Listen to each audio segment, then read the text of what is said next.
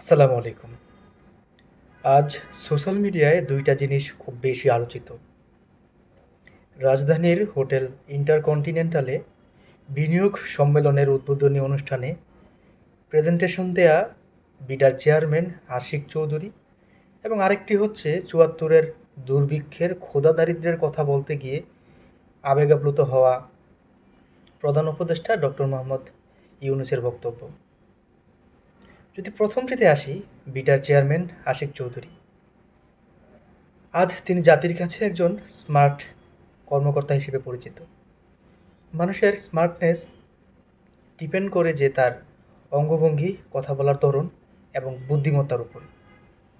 আজকে তার প্রেজেন্টেশন সেটা আমাদেরকে আরেকবার ভাবিয়ে তুলল। বাংলাদেশে এইরকম সরকারি কর্মকর্তা আমরা খুব কমই দেখেছি যারা এত সুন্দর করে স্মার্টলি প্রেজেন্টেশন করতে পারে। এবং পরবর্তী যেই বক্তব্যটি প্রধান উপদেষ্টার, সেটি নিয়ে যদি একটু বলতে চাই, তিনি আজকে বলেছেন যে ১৯৭১ সালে প্রাণ ত্যাগের বিনিময়ে একটি স্বাধীন দেশের সূচনা হয়। এখন বাংলাদেশের জনসংখ্যা ১৮ কোটি। তখন ছিল এর ৩ ভাগের ১ ভাগ।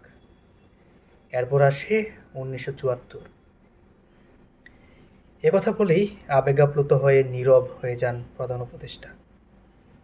এক পর্যায়ে কেঁদেও ফেলেন তিনি। পরে চোখ ছলছল অবস্থায় আবারও বলতে শুরু করেন। এ সময় প্রধান উপদেষ্টা বলেন, ক্ষুধায় মানুষ মারা গেছে। আমাদের দেশের অনেক বড় একটা দুর্ভিক্ষ ছিল।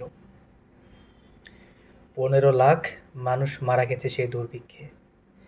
তখন আমরা ছিলাম স্বাধীন বাংলাদেশ। ডক্টর ইউনূস বলেন, আমরা বছরে একটি ফসল ফলাতাম তখন। আমাদের অন্য কোনো উপায় জানা ছিল না। আমাদের দেশের মানুষ কৃষক হিসেবেই পরিচিত ছিলেন, কারণ তাদের আর কোনো পেশাও ছিল না। আর তাদের মধ্যে ৩/৪ নিজের কোনো জমি ছিল না। জীবন অনেক কঠিন ছিল। ১৯৭৪ সাল থেকে ২০২৫ সালের এই যাত্রা অনেক চমৎকার একটি সফর উল্লেখ করে তিনি বলেন, বড় বড় শিল্প এখন আমরা আলাপ করছি। বিদেশি অনেক কোম্পানি আরও শিল্প কারখানা এখানে গড়ে তুলতে চায়। বড় বড় বাজার নিয়ে কথা হয়। তরুণ জনগোষ্ঠী নিয়ে আলাপ হয়। খুব অল্প সময়ে অনেক পথ পেরিয়ে এটি এখন বাংলাদেশ। প্রধান উপদেষ্টা আরও বলেন, দুর্ভিক্ষের সময় গরিব মানুষের ক্ষুদ্র ঋণ দেওয়ার মাধ্যমে পরিস্থিতি নিয়ন্ত্রণে আনতে একটু উদ্যোগ নেওয়া হয়েছিল, যাতে তারা নিজেদের ব্যবসা শুরু করতে পারে।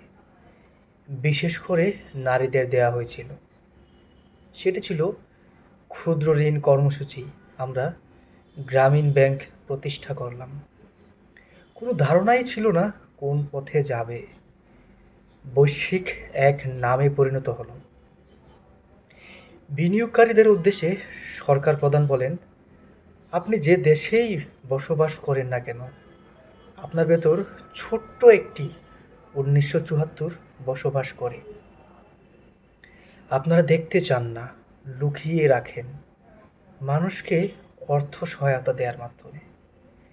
আমি সব সময় বলে আসছি, জনগণের অর্থ গরিব মানুষকে দেওয়ার মধ্যে কোনো সমাধান নেই। সমাধান আছে অবকাঠামো তৈরির মাধ্যমে, মানুষের শক্তিকে বের করে নিয়ে আসার মধ্যে।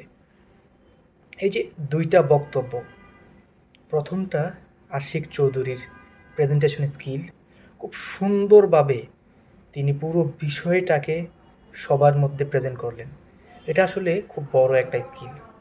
দ্বিতীয়ত আমাদের বর্তমান সরকার প্রধান, অন্তর্বর্তীকালীন সরকারের প্রধান উপদেষ্টা ডক্টর মোহাম্মদ ইউনূস, তিনি দায়িত্ব নেওয়ার পর থেকেই বিভিন্ন সম্মেলন এবং দেশের এই ক্রান্তিময় পরিস্থিতিতে তার বিভিন্ন বক্তব্য খুবই আলোচিত হচ্ছে। এই প্রেজেন্টেশন স্কিল সবাইকে রপ্ত করা উচিত। মানুষ যত সুন্দর করে গুছিয়ে কথা বলতে পারবে, ততই সমাজে, রাষ্ট্রে এবং তার বন্ধু-বান্ধবের কাছে তার পজিশনটা ততটাই হাই হবে। তাই সবার উচিত একটু, একটু করে এই প্রেজেন্টেশনের দিকে মনোযোগ দেওয়া, কথা বলার জড়তা কাটানো। আসসালামু আলাইকুম।